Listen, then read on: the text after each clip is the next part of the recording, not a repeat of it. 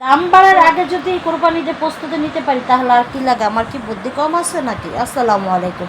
তো প্রতিদিনের মতন আরেকটা ব্লগ। এই দেখেন আমি চিচিঙ্গার যে জালি কুমড়ো সিদ্ধ করে নিব, এখন ভাবদা নিব। এখন সব কিছু কাটাবাটা করে নিচ্ছি, কারণ আজকে সকাল থেকে অনেক কাজ করছি। আদা রসুন আজকে ছিলে নিছি, কারণ আদা রসুন কোরবানি দেয় হিসাব হচ্ছে অনেক দাম বেড়ে যেতেছে। তাই যাই হোক, আমি এই জন্য চিন্তা ভাবনা করলাম যে আদা রসুন 2 কেজি আইনা ভাঙ্গাইয়া ঈদের জন্য রাইখা দিই, কোরবানি ঈদের জন্য।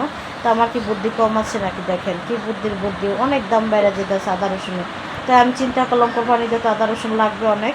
তো এগুলো আগে আমি ব্লেন্ডার করে রাখি। তাই দেখেন আমি ব্লেন্ডার করতেছিলাম, মশলা দিলাম। ব্লেন্ডারটা অনেক ভালো, কারণ কি এক মিশিয়ে ফিনিশ হয়ে যায়। হ্যাঁ, এই দেখেন। তো দেখেন আমি আদা রসুনগুলো এক বল আদা রসুন হয়ে গেছে। তার দাম বাড়ার আগে করে আমি প্রস্তুতি নিয়ে নিলাম ঈদে। তো এখন আমি ফ্রিজে রেখে দিব সুন্দর করে। আর এদিকে আমি জালি কুমড়ার সিদ্ধ করে আমি আদা রসুন বাঙাইতে গেছিলাম। তো এদিকে দেখেন আমি আদা রসুনগুলো সুন্দর করে ডিব্বের ভিতরে রেখে দিতেছি। রেখে দেওয়ার পরে আবার ডিম করতেছিলাম, ভাজতেছিলাম। তা যাই হোক, ডিম ভাজছে, ডিম রান্না করব জালি কুমড়া দিয়ে, মানে চাল কুমড়া কন জালি কুমড়া কন যে যেটাই বলেন ওটাই আমরা বলি। তো যাই, তাই তো ডিম ভেজে নিতেছে। ডিম ভেজে আজকে ডিম রান্না করব। আর এদিকে আমি ফ্রিজে রেখে দিছি, সুন্দর করে রেখে দিব। তো এদিকে আমি 4টা ডিম রান্না করবো আজকে। অনেকদিন ধরে ডিম খাওয়া হয় না, তো ডিম না খেলে আমার ভালো লাগে না। সপ্তাহে একদিন কি 15 দিনে একদিন আমার কাছে ডিমের তরকারি অনেক ভালো লাগে, কারণ কিসের জন্য আমি জানি না।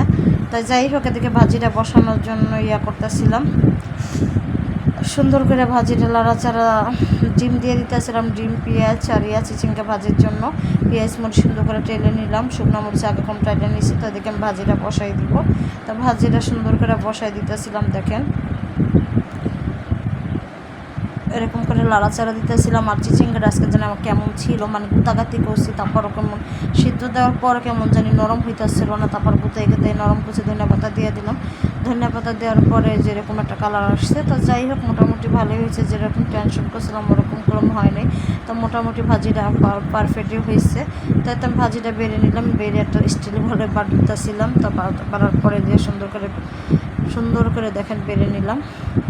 তো এদিকে আমি তরকারি বসাবো, জালি কুমড়া দিয়ে আজকে রান্না করবো, ডিম রান্না করবো। কারণ অনেক গরম পড়ছে, কয়েকদিন ধরে মাছ মাংস খাইতে ভালো লাগে না, এই জন্য আজকে ডিম রান্না করবো। তো সব মশলা আমি দিয়ে কথা বলে না, সব মশলা দিয়েছি, দিয়ে ভালো করে কষা নিয়েছি। কষা এখন জালি কুমড়াগুলো ভাপ দেওয়া ফালা নিয়েছি, নাহলে বন্ধ করে আমার কাছে। কে কীভাবে রান্না করে একটু কমেন্টে জানাবেন। আমি এরকম জালি কুমড়া রান্না করলে এরকম ভাপ দিয়ে রান্না করি। তো এদিকে আমি ভালো করে কষাইয়া সুন্দর করে জালি কুমড়া দিয়ে দিয়েছি। দেওয়ার পর ভালো করে লাড়াচাড়া দিয়েছিলাম মশলার ভিতরে, জানিটার সাথে ভালো মিক্সড হয়। সুন্দর করে যেরকম করে কষানোর পর তেল আসার পরে পানি দিয়ে দিলাম। অল্প পানি দিয়ে দিচ্ছি যেহেতু এটা সিদ্ধ। আর এদিকে বলক আসার পর আমি ডিমগুলো দিয়ে দেবো। আর এরকম ডিমের তরকারি হলে আমার আর কিছু লাগে না, সত্যি কথা যেটা। আসলে ডিমের তরকারি আমার সিদ্ধ ডিমের থেকে ভাজা ডিমটাই আমরা বেশি খাই, কারণ সিদ্ধ ডিম বাসায় এইভাবে সিদ্ধ খাই, বাট রান্না করলে আমার কাছে ভালো লাগে না সিদ্ধ ডিমটা। তো এদিকে আমি ডিমগুলো দিয়ে দিলাম। তো দেওয়ার পরে এখন আমি সুন্দর করে ডিমগুলো লাড়াচাড়া দিয়ে এখন সব তরকারি রানি দিয়ে দিলাম, ধনিয়া পাতা দিয়ে দিলাম। ধনিয়া পাতা দেওয়ার পর সুন্দর করে লাড়াচাড়া দিতেছিলাম। তো তরকারিটা অঙ্কন প্রায় হয়ে গেছে। দেখে আমি ভাত বলে বেড়ে নিলাম। তো ডিম তরকারিটা হয়ে গেছে, দেখেন কত সুন্দর, কত একটা কালার আসছে মশলা দিলে। তাই তো দুপুরের খাবার আয়োজন। আর গতকালকের ভাজি ছিল, ওটা আমি গরম করে নিয়েছি, ফালাই নিয়ে এসতে। তো এই তো জালি কুমড়া ভাজি আর গতকালকে তরকারি ভাত। আবার আর দুপুরবেলা দেখি প্রচুর গরম আজকে। তো যাই হোক, আমি বাসায় তরমুজ ছিল, তরমুজটা কেটে নিলাম। বাসায় বলতে আমার জামাই আছে, তো আমি একটু ফ্রিজে রাখছিলাম আস্তে তরমুজটাই। পরে রাখার পরে এখন কাটলাম, কাইটা দুপুরের পরে খাইতেছিলাম ভাত খাওয়ার আগেই, মানে ঠান্ডা ঠান্ডা ভালো লাগতেছিলো, সবাই মিলে খাইতেছিলাম। আর এদিকে আমার ছেলে আবার পিঠা খাবে এরকম। তো ছেলেকে আবার একটা গোল পিঠা ভেজে দিলাম। তো গোল পিঠা ভেজে দেওয়ার পরে যে এরকম করে কেচি দেখাইতে, সে আবার ভিআইপি লোক, চাইনিজ লোক। কারণ চাইনিজ লোক বলতে এই পিঠে আবার কাঁটা চামচ দেখাবে, অত স্টাইল কেচিদা কাটতে হবে, 4 কোনা করে দিতে হবে, এরকম করে কাঁটা চামচ দেখাবে। তো এই তো আর বিকালবেলায় যে আম কেটে নিচ্ছিলাম, তো আম খাইলাম, বাঙ্গি খেলাম।